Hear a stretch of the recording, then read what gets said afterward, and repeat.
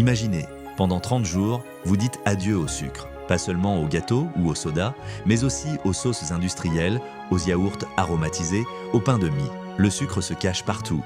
Et quand on l'élimine complètement, votre corps vit une véritable révolution intérieure. Les 3 premiers jours sont souvent les plus difficiles. Votre cerveau réclame sa dose de glucose rapide. Des maux de tête apparaissent, vous vous sentez irritable, fatigué, c'est ce qu'on appelle le crash du sucre.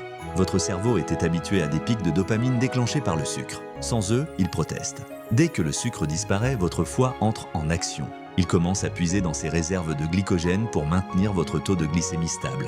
En l'absence de sucre rapide, il apprend progressivement à fabriquer du glucose à partir des graisses et des protéines. Un processus appelé la néoglucogenèse. À la fin de la première semaine, quelque chose de remarquable se produit. Votre glycémie, qui monte et descend comme des montagnes russes, commence à se stabiliser. Plus de pics d'énergie suivis de coups de fatigue. Votre pancréas sécrète moins d'insuline et vos cellules commencent à retrouver leur sensibilité à cette hormone.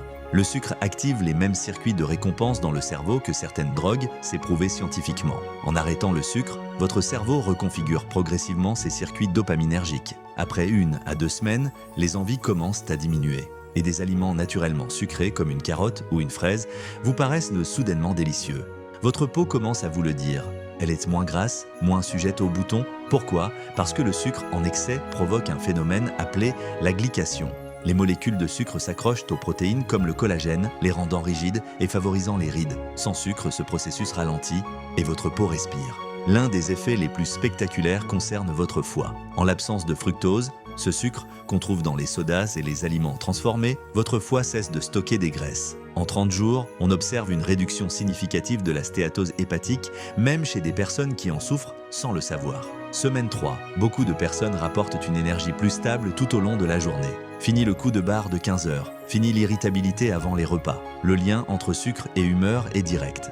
Un taux de glycémie instable perturbe la sérotonine, l'hormone du bien-être. En le stabilisant, vous stabilisez aussi vos émotions. À l'approche du 30e jour, les changements sont mesurables. Les études montrent une baisse des triglycérides sanguins, une amélioration de la pression artérielle, une réduction de l'inflammation systémique. Votre microbiome intestinal a également évolué. Les bactéries qui se nourrissent de sucre ont reculé, laissant place à un écosystème microbien plus diversifié et plus sain. Alors, que se passe-t-il après ces 30 jours? Votre palais est recalibré. Votre cerveau a réappris à fonctionner sans dépendance au sucre. Vous n'êtes pas obligé de bannir le sucre pour toujours. Mais vous avez maintenant le pouvoir de choisir en connaissance de cause. Le sucre ne vous contrôle plus, c'est vous qui décidez.